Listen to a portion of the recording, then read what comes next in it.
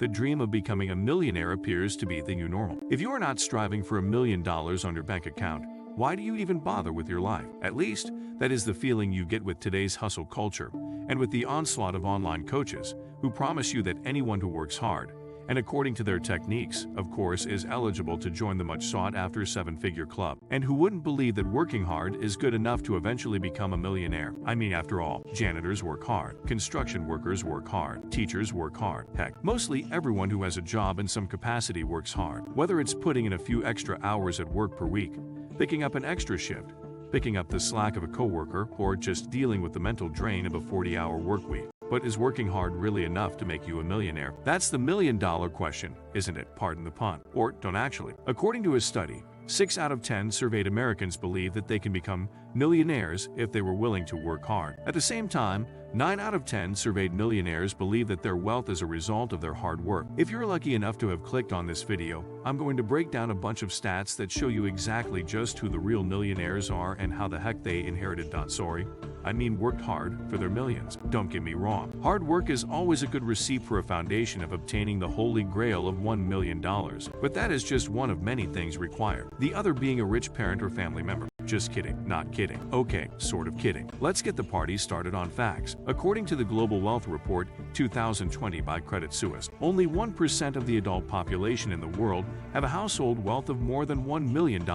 That's not as an individual. That's everyone's combined net worth under the same house. If you Google how many millionaires in America, you will find top articles on first page stating something like, in the USA, there are 20.27 million millionaires, so roughly 6% of the population. I found an article that referenced 1 in 32 people in America are millionaires, which would make the actual percentage closer to 3%. I personally believe the 3% number is more accurate, because the 6% side is factoring in the entire population, including children. There are approximately 72 million people under the age of 18 in America, with a total population of approximately 333 million. If you remove the 72 million people, that would make this 6% closer to 10% of the adult population as millionaires. That means every 1 out of 10 people you personally know or walk by on the street or in the supermarket are millionaires.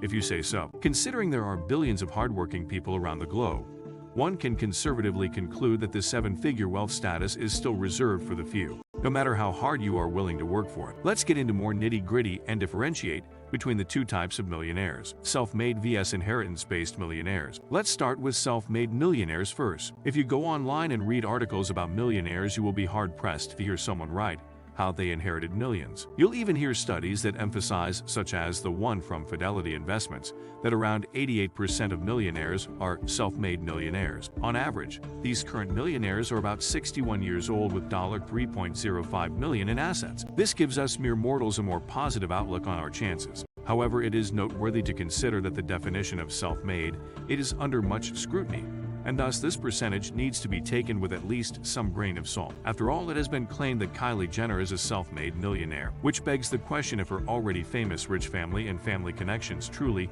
can be discounted in her success as being self-made. I guess it all depends on how you view the word self-made. This takes nothing away from her individual success. She is likely highly intelligent, highly driven, and very likable, because in order to be ultra successful, you have to work hard and play well with others. After all, no one builds a $1 billion make-up empire without being extremely intelligent and motivated. But since we only get limited data from official sites, and not every millionaire is a famous person who talks about how they did it, it's difficult to statistically analyze the percentage of millionaires that truly went from zero to hero. But I assure you, it is far from the number television leads us to believe. It sounds a lot better to the public to say, I worked hard to achieve my success, instead of my father is a director at a major movie company and I got the lead role because of it. It looks much better if I just appear in the movie, do a great job, and people think I got the part on talent alone. Yeah, we know it doesn't work that way in Hollywood. From the stories about self-made millionaires that we read about, it cannot be discounted that hard work does play a large role. But when you take just 5 minutes to look up who their mother and father are, you'll find 80 to 90% of the time discover their parents were already rich and well off. Take a few minutes to look up the parents of your most favorite celebrities, models, and actors, and let me know what you think in the comments below. But let's say, for the sake of argument, luck, played a factor. Luck usually only works when hard work meets opportunity. And what better opportunity to already know people who will let you in the door or make that 1 or 2 or 3 needed phone calls. There are many soft factors that come into play as to whether or not one is going to make it. I can assure you having rich or well-off parents or friends is how most people assume their future success in whatever endeavor they go into. So now that I have managed to highlight the demotivating ideas that most rich people came from other rich people. Gee, what a crazy idea. Let's discuss the true self-made millionaires. Now, this does not mean the self-made millionaires didn't get breaks. Of course they did. They all almost always connect with someone who was already successful in their career, who then chose to give them a break.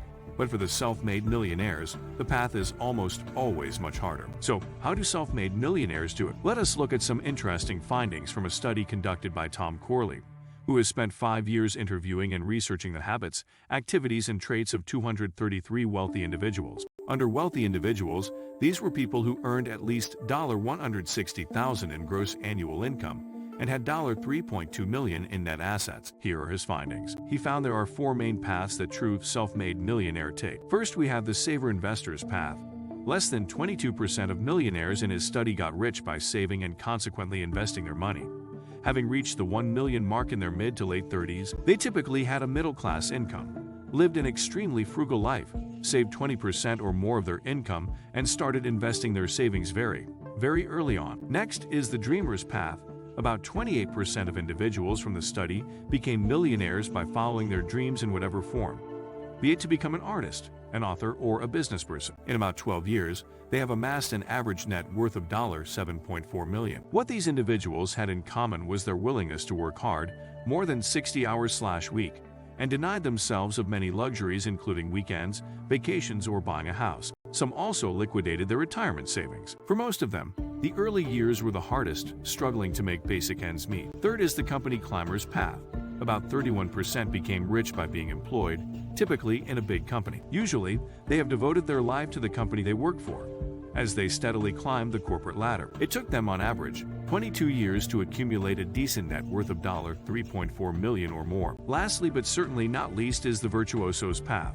About 19% of individuals from the study became millionaires by simply being the best of the best in their field, allowing them to charge premium rates for their knowledge and expertise. On average, it took the virtuosos about 20 years to reach an average net worth of $4 million. So, what are your chances of becoming a millionaire? If we are being truly honest, they are quite slim. Speaking from a purely statistical point of view, the 7-figure status is a dream that only few of us will ever achieve. There are so many factors that come into play, many of which being out of our immediate control. And while you may be laying down in your bed, looking as sad as a pug, this doesn't mean that you are wrong to aim for your personal understanding of financial freedom. After all, you have probably subscribed to this channel with that very goal in mind, and I plan on helping you learn the financial secrets and investing education of the wealthy. If you enjoyed this video and made it to the end, make sure to smash the like button and leave a comment. This lets the algorithm gods know we're making great and informative content people enjoy watching. Also subscribe and hit the notification bell for more highly entertaining, slightly sarcastic educational financial videos. Thanks for watching.